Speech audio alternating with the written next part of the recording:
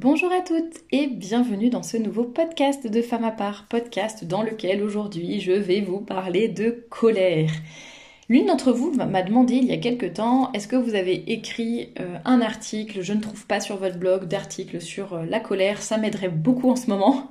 Et donc j'ai décidé de faire ce podcast, j'en avais déjà parlé mais il y a assez longtemps, il y a quelques années. Donc j'ai décidé de refaire un petit podcast sur la colère. Je pense que ça peut être utile à pas mal de monde, y compris moi. Ça me fera des bons petits rappels parce que parfois quand on est pris dans le tourbillon des choses, dans le tourbillon de nos émotions, quand on est dans le cœur d'une situation très inconfortable, qu'on subit des choses difficiles, qu'on n'a plus de patience, qu'on est fatigué, en fait on n'a plus du tout l'esprit pour réfléchir clairement et bien se poser et essayer de régler un petit peu notre colère. Donc je pense que ça peut être un podcast qui peut être utile à pas mal de monde. Je vais essayer de vous donner des conseils vraiment très très concrets pour essayer de travailler sur ce défaut. Enfin ce défaut, oui je pense que c'est quand on en vient à exploser, c'est sûr que c'est un défaut, ça peut être aussi handicapant si on perd nos moyens très rapidement, mais vous verrez, il y a des astuces concrètes pour s'en sortir, pour s'améliorer, pour travailler dessus. Donc ne vous inquiétez pas, nous allons y arriver et nous allons réussir à combattre en le voulant. Nous pourrons réussir à combattre ce défaut-là, si c'est l'un de vos défauts aussi. Alors je vous avoue que je ne pense pas être particulièrement colérique. Par contre, c'est sûr que quand ça s'accumule un petit peu, qu'il y a beaucoup de fatigue, qu'on se sent incomprise ou que notre réservoir d'amour n'est pas très rempli, etc. Enfin, une petite accumulation de choses, oui, j'avoue, parfois je me mets en colère. Ceci dit, chez moi, c'est plutôt intérieur. Vous me direz, vous, en commentaire, si vous êtes plutôt du style à garder toute votre colère en vous et râler tout seul dans votre coin, ou est-ce que vous êtes du style à exploser assez facilement pour des choses, mais bon, après ça passe, voilà, vous avez dit ce que vous avez à dire, et puis tout va bien derrière. Vous me direz un peu en commentaire. Et juste pour faire un petit avertissement, bien évidemment, je ne suis pas psychologue. Mes conseils, on va dire, sont tout simplement là pour vous aider, vous soutenir. C'est un peu des grandes tendances dont je vais parler, on va dire. Ça s'applique pas forcément à tout le monde, ni à toutes les situations, mais voilà, je pense que ça peut quand même vous aider pour votre quotidien. Alors, qu'est-ce que la colère? C'est un violent mécontentement accompagné d'agressivité. Voilà la définition trouvée sur Internet. Et cette colère, comme je le disais, elle peut être intériorisée, extériorisée. Voilà, ça dépend. Je sais que chez moi, c'est plutôt intériorisé d'ailleurs, mais vous me direz pour vous si vous avez plutôt tendance à exploser ou pas. Elle peut être passagère ou elle peut être durable. Je connais des personnes qui sont quasiment tout le temps en colère, quoi. Qui ont vraiment, vraiment une espèce de rage en elles. Enfin, de rage, c'est peut-être un mot un petit peu fort, mais vous voyez, on sent qu'en permanence, il y a une espèce d'inconfort qui provoque, oui, une certaine colère, un mécontentement quasi permanent. Et puis, on sent que c'est prêt à exploser, quoi. Je ne sais pas comment dire, mais on sent que c'est vraiment quasiment en permanence. Vous voyez ce que je veux dire? Ça ne veut pas du tout dire que la personne est en train de crier ou de taper en permanence, pas du tout. Mais on sent dans la manière dans la façon dont cette personne va s'exprimer ou va vous parler ou je ne sais quoi, on sent que il y a quand même beaucoup de bouillonnement intérieur, voilà. Mais que c'est, vous voyez, quasiment permanent.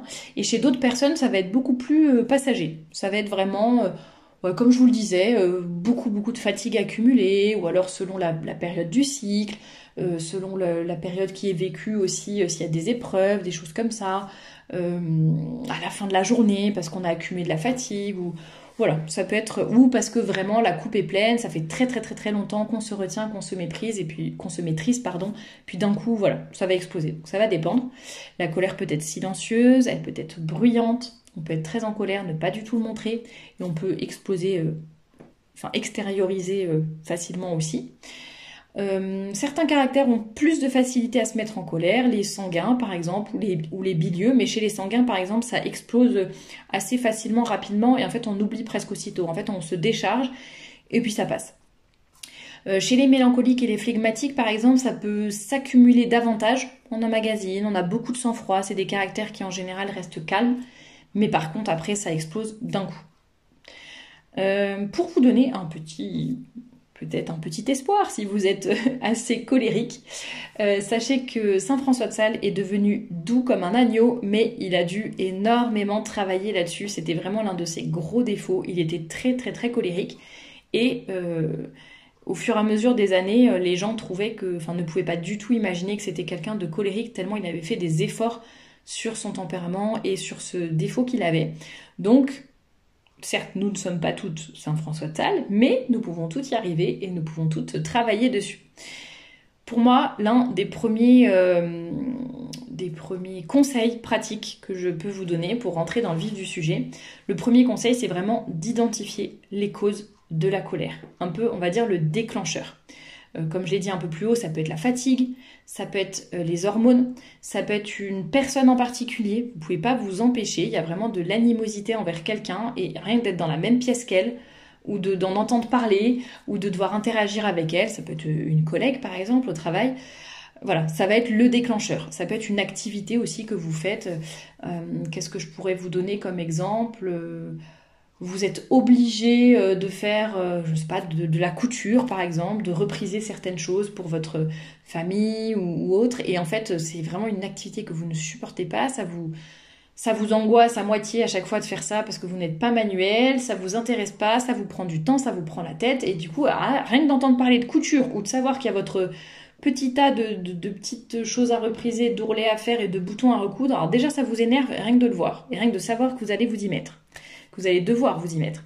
Donc vous voyez, identifier les causes de la colère, un peu le déclencheur, voir les signes un peu avant-coureurs. Votre respiration, votre respiration qui s'accélère donc, ou qui est un peu coupée, votre rythme cardiaque, vous sentez que vous montez un petit peu en tachycardie, là, comme si vous étiez en train de faire du sport, sentir que vous vous crispez, que vous haussez le ton, que tout vous agace, que vous devenez un peu brusque physiquement, ou je sais pas, vous commencez à vous cogner dans les meubles sans faire exprès, etc. Ou un peu brusque dans vos paroles aussi. Attention, ça peut être des signes avant-coureurs. Donc on essaye d'identifier tout ça, et ça permet déjà quand on identifie le déclencheur, parfois c'est possible d'éviter le déclencheur, entre guillemets. Alors soit si on a un problème à régler avec une personne, on va essayer de le régler. Si c'est une personne qu'on peut éviter, on évite de la fréquenter. Si c'est la fatigue, évidemment on essaye tant bien que mal de travailler sur sa fatigue. Si c'est les hormones, ça je vous l'avais déjà dit, mais par exemple si vous savez que vous êtes particulièrement sensible à telle ou telle période de votre cycle, pourquoi pas déjà vous l'identifier, ça vous fera beaucoup de bien, croyez-moi, de savoir que attends, c'est pas grave. Là, si je suis triste, si je suis impatiente, si je commence à m'énerver pour rien, si je commence à déprimer sans raison apparente, j'ai compris, je suis à telle période de mon cycle, c'est normal, c'est mes hormones qui me jouent des tours. On respire un coup, on avance, on essaie de faire des choses pour se faire plaisir, une petite activité qui nous remonte le moral, écouter une bonne musique, parler à une amie, etc. Et après, ensuite, on avance. Mais rien que de l'identifier déjà, souvent ça permet de désamorcer quand même un petit peu. Donc ça, c'est déjà un premier point. Donc on repère les signes avant-coureurs, on repère le déclencheur. Ça permet déjà, dans certains cas, de souffler, de réduire un petit peu la tension. Pour d'autres conseils pour réduire la tension, mis à part le fait d'identifier le déclencheur, d'identifier les signes avant-coureurs. Déjà, si on peut, alors bien sûr, je vous donne des conseils généraux, donc ça dépend des situations, mais vous verrez, ça pourra quand même vous aider, vous pourrez piocher des idées qui vous intéressent. Déjà, si la situation le permet, laissez s'écouler un peu de temps. Souvent, alors déjà surtout si vous êtes sanguine, mais pas que, souvent avec le recul, on se rend compte que c'était une broutille. Donc déjà juste quelques secondes, respirer, dire autre chose, sourire, se taire, changer de sujet, s'empêcher de répondre ou de réagir, juste on laisse s'écouler le temps. Ça déjà, ça va énormément aider. Déjà, on se rend compte parfois qu'en fait, c'est nous qui avons un problème et c'était notre fatigue, c'était notre ressenti. La personne en face, elle n'a rien à voir, il n'y a rien qui se passe, c'est pas du tout important comme situation, c'est juste qu'on est monté en pression tout seul. Donc voilà, ça aide à prendre de la distance, ça retombe, tout va bien. Après, il peut aussi y avoir des vrais problèmes, des vraies causes de votre colère où vous avez raison d'être fâché pour un certain sujet, où votre colère est légitime, on va dire. Ça, c'est autre chose. Mais déjà, dans pas mal de situations, Ça permet de désactiver un petit peu la tension. Et puis même si votre colère est tout à fait légitime pour un sujet vraiment très euh, concret, etc., en fait, c'est pas en parlant sous le coup de la colère que ça va faire quelque chose. Donc globalement, dans quasiment toutes les situations, c'est mieux d'essayer de se calmer. On est d'accord. C'est pas toujours facile à faire, mais c'est possible. Donc comme je le disais, hein, changement de sujet, faire un grand sourire, se taire, faire un exercice de respiration, écouter une petite musique, s'éloigner. Voilà, pas mal de petites choses concrètes à faire qui peuvent vous aider. Autre point important, c'est est-ce que vous avez déjà exprimé votre mécontentement à la personne qui est concernée, qui est la source de votre colère, quand c'est une personne? Est-ce que vous avez déjà exprimé votre mécontentement plutôt que de ne jamais rien dire et puis ensuite exploser d'un coup parce que vous avez tout cumulé? Est-ce que vous avez exprimé les choses clairement sans être sous le coup de la colère, pardon, et sans parler par sous-entendu? Je le précise parce que les femmes, j'en avais déjà parlé dans d'autres podcasts, les femmes, on est quand même les championnes pour parler en sous-entendu, pour ne pas être très clair, surtout quand on parle à des hommes, mais pas que. Donc il est très important de savoir se remettre en question, de se dire est-ce que j'ai exprimé les choses clairement? Est-ce que ma demande est légitime? Est-ce qu'elle a été clairement exprimée? Est-ce que je l'ai dit sans exploser? Est-ce que je l'ai dit poliment? Est-ce que je l'ai dit avec patience, etc. Ça c'est très important. Parce que bon, forcément, moi je sais en tout cas que c'est une tendance que je peux avoir, c'est de ne rien dire parce que j'aime pas les conflits ni quoi que ce soit. Donc je ne dis rien, je vais accumuler. Alors par contre, en général, j'explose pas contre les personnes, hein, j'explose intérieurement. Enfin, exploser, c'est un grand mot, mais je suis en colère, c'est surtout très intérieur. Mais je cumule la colère. Et je cumule la colère. Et puis après, finalement, je me monte la tête toute seule plutôt que d'essayer de désamorcer la situation, plutôt que d'essayer d'exprimer clairement les choses, d'y aller franco, quoi. Voilà, hop, on va discuter clairement. Bon, c'est sûr que quand on n'exprime rien, qu'on ne dit rien, qu'on garde pour soi et qu'on a peur du conflit, ça ne va pas aider à arranger les choses. Vous pouvez aussi essayer de canaliser votre colère grâce au sport. Ça, c'est la chose qu'on dit assez souvent parce que ça permet d'évacuer un petit peu la tension, de brûler quelques calories, de se dépenser un petit peu et ça fait du bien physiquement et mentalement. Ça peut être aussi canaliser votre colère avec, je sais pas, le dessin, l'écriture, chanter à tue-tête. Ça va vraiment dépendre ça pour le coup de comment dire, de votre tempérament, de ce qui va vous calmer, de ce qui vous fait plaisir. Manger une petite chose, et oui c'est ça, écouter de la musique ou passer un peu de temps avec votre animal de compagnie, je ne sais pas, appeler une amie. Bon voilà, on essaye de canaliser sa colère. Parfois juste le fait d'exprimer sa colère à quelqu'un d'autre, pas à la personne concernée, mais voilà, à une tierce personne de confiance. Parfois juste sortir les choses, verbaliser, ça fait déjà du bien. C'était d'ailleurs le prochain point dont je voulais vous parler, j'ai anticipé, verbaliser les raisons de sa colère. Voilà, auprès d'une amie, de quelqu'un de confiance, en écrivant dans un carnet, peu importe. Mais le fait d'exprimer les choses clairement, ça nous aide aussi à les analyser un petit peu, je trouve.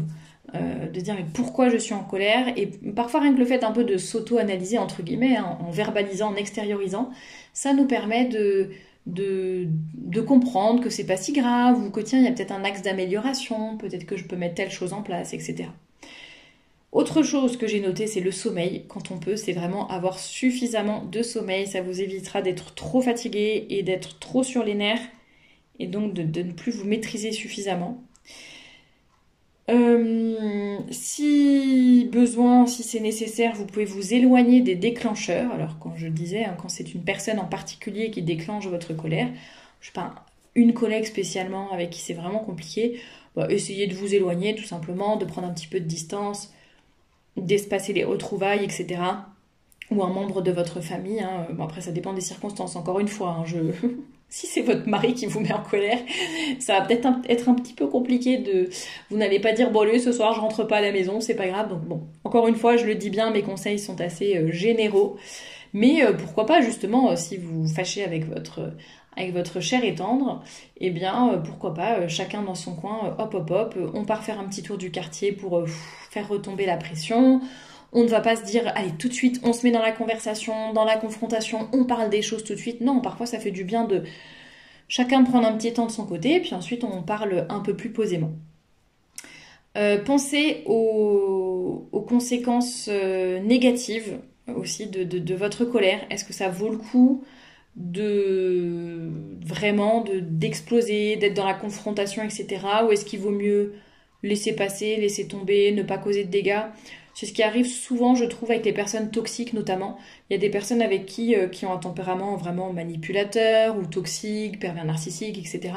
Il y a des personnes avec qui ça vaut vraiment pas le coup de se mettre en colère et dont il vaut mieux s'éloigner, tout simplement. Laisser passer, ne pas se justifier, ne pas... En fait, il y a beaucoup de personnes qui vont chercher aussi, enfin, il y a certaines personnes plutôt, enfin, dans cette catégorie, qui vont vraiment finalement se réjouir de votre souffrance, se réjouir de voir qu'ils ont un impact sur vous.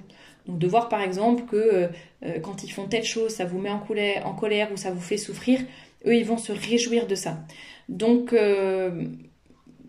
ils cherchent à déclencher quelque chose chez vous. Donc le mieux finalement c'est de rester neutre, de ne pas réagir en apparence tout du moins, même si intérieurement vous allez certainement bouillonner. Mais voilà, pouvoir apprendre aussi à s'en éloigner et à laisser tomber, tout simplement. Pour les personnes toxiques, hein, je parle. Essayez aussi, ça c'est un peu la méthode Coué, c'est d'essayer de garder une voix calme, de rester souriante, de se taire aussi quand c'est nécessaire, hein, comme je le disais. Vraiment se mettre un petit peu en mode pilote automatique. Alors c'est pas non plus hypocrite, hein, c'est pas non plus le grand sourire et oui, tout va bien, très crispé et vraiment la personne de toute façon elle va sentir que vous êtes en colère. Mais presque sortir de vous-même, quoi, en quelque sorte. C'est oulala, je fais une dissociation entre ma colère et enfin je la laisse vraiment de côté, j'essaye de l'enfermer dans un coin de ma tête et voilà, d'agir en laissant ça dans un coin et en avançant, un peu en pilote automatique pendant quelques instants, hein. C'est pas forcément pendant 10 jours, mais juste le temps de faire retomber la pression, ça peut aussi aider. Alors, la colère, enfin, quand on est en colère à cause d'une injustice que l'on subit, ou parce qu'on sait qu'on a raison, que notre colère est justifiée, etc., je vous conseille vraiment de penser à une chose, c'est que les autres, en général, vous ne pouvez pas les changer. On a beau vouloir. Alors déjà, souvent, on voit plus les défauts des autres que les nôtres. Donc parfois, on a l'impression que, ah non, mais vraiment, vraiment, notre colère est justifiée, c'est à lui de changer, c'est à la personne en face, c'est pas à moi, enfin voilà. On a vraiment l'impression que nous, on est parfaite et que en face, la personne a tous les torts, c'est à elle de changer. Déjà, essayons de temporiser quand même un petit peu ça, parce que c'est quand même rarement le cas. En général, les torts sont quand même partagés. Enfin, ça dépend des circonstances. Encore une fois, les personnes toxiques, c'est particulier. Mais bon, essayons de ne pas non plus être trop sévère, ou en tout cas de ne pas assez nous remettre en question. Il faut un équilibre en tout. Mais savoir se dire qu'en fait, même si notre colère est justifiée, que c'est l'autre qui a vraiment tort, etc., en fait, c'est très très compliqué de changer les autres. Par contre, on peut nous se changer nous-mêmes. Donc déjà se dire, bon allez hop, c'est une occasion, cette injustice, c'est une occasion d'humilité, plutôt que de se mettre en colère. Voilà. Merci mon Dieu, c'est une occasion d'humilité, je peux pas tout maîtriser ni quoi que ce soit. Mais essayer de se dire qu'est-ce que je peux éventuellement moi changer chez moi. Moi, je n'aime pas la confrontation, je n'aime pas les conflits. Bah, peut-être qu'il faut quand même que j'apprenne à être un peu plus clair, à exprimer mes besoins plus clairement, à mettre des limites plus claires aux gens. Parce que parfois, on n'arrive pas à mettre des limites, on se laisse manger par les gens et finalement, après, ça nous met dans des colères folles parce qu'on n'a pas réussi à mettre des limites. Donc, vous voyez, ça peut être peut-être plutôt que d'essayer de changer la personne, bah, essayez-nous de mettre plus de limites. Par exemple, c'est un exemple parmi tant d'autres. Vous pouvez aussi faire un inventaire de vos émotions parce que souvent la colère cache autre chose. Souvent la colère, on va dire que c'est une émotion un peu secondaire en quelque sorte, après une blessure, après de la tristesse, du chagrin, de la dépression, de la peur. En fait, c'est comme un mécanisme de défense. Et parfois, c'est plus facile à mettre en place que de faire face à ces émotions. Vaut mieux se mettre en colère que de réaliser qu'il y a telle chose qui ne va pas, que de se remettre en question pour telle chose, que de se dire, bah, en fait, telle personne est vraiment toxique, il faut que je mette des limites. Vous voyez? Donc, essayez peut-être d'identifier quelles sont les potentielles émotions derrière cette colère. Pourquoi je suis en colère? Qu'est-ce qui se passe exactement? Et ça vous aidera peut-être à mieux gérer vos émotions et donc votre colère. Vous pouvez aussi mettre déjà un plan d'action en amont, quand vous n'êtes pas en colère, quand vous êtes calme, que vous avez votre sang-froid, que vous avez du recul. Mettre déjà un plan d'action pour les futurs déclencheurs, pour gérer les futures colères. Vous savez que votre enfant ou votre mari va systématiquement vous mettre en colère en faisant ou en disant telle et telle chose. Vous le savez, c'est une situation récurrente. Eh bien, vous pouvez déjà vous préparer pour la prochaine fois. La prochaine fois que mon enfant fera cela, moi, je compterai 10 secondes dans ma tête en fermant les yeux pour prendre une grande respiration et me calmer. Ou alors, je chanterai telle chanson ou je répondrai telle chose. Ma belle-mère, je sais qu'elle va m'énerver en me faisant encore une remarque sur telle chose. Et ben j'ai déjà la petite réponse dans ma tête. Je sais déjà ce que je vais pouvoir lui répondre. Pas une réponse méchante, hein, mais je sais déjà que l'entourloupe par laquelle je vais pouvoir lui répondre, par exemple, pour ne pas montrer que je suis en colère, mais pour désamorcer la situation. Enfin, quand je dis l'entourloupe, vous voyez, la petite pirouette, quoi, la petite phrase sympathique qui va détourner la conversation, qui va apaiser les tensions, etc. Vous voyez, tout ça, ça peut se préparer en amont. Un plan d'action de la gestion de votre colère. Tout simplement. Enfin, tout simplement. Mais c'est vrai que quand on y pense en amont, après on a des meilleurs réflexes, plutôt que de se laisser emporter tout de suite. Vous pouvez aussi faire des autosuggestions positives, hein, je ne suis pas en colère, tout va bien, sourire, relativiser, etc. Essayez de se le répéter, être dans une boucle positive dans sa tête. Et puis, voilà, et puis ça j'en avais déjà parlé tout à l'heure, hein, c'était est-ce que j'ai été claire sur mes limites? Est-ce que moi-même je sais mettre des limites aux gens? Est-ce que j'arrive à me mettre à la place des autres aussi? Pas mal de petites choses qui peuvent aider. Et puis en tout cas, n'oubliez pas que la colère, même s'il y a des déclencheurs qui peuvent être extérieurs, ne pas dépendre de vous, comme je le disais, des injustices, des attitudes envers vous, je sais pas, un manque de respect, ou il y a plein de choses, hein, qui font que je comprends tout à fait qu'on se mette en colère pour ça, mais en tout cas, nous avons quand même un devoir de nous corriger. La colère est un vilain défaut et c'est pas juste oh c'est pas grave, moi je suis comme ça, je suis colérique, ou oh il y a plus grave comme défaut, j'ai pas non plus tué la voisine. Bah non, mais bon, se mettre en colère en plus, ça peut donner lieu à d'autres gros défauts parce que sous le coup de la colère, on peut dire des choses particulièrement méchantes, particulièrement injustes. On peut faire aussi comment ça s'appelle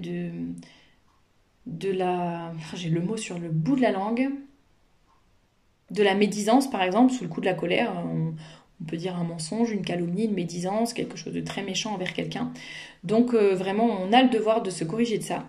Et un dernier conseil très concret que je peux vous donner, c'est de prier votre ange gardien, de demander à votre ange gardien, ou pourquoi pas à Saint François de Sales aussi, hein, il peut vous aider, il aura sûrement des grâces à vous donner par rapport à ce sujet précis de la colère.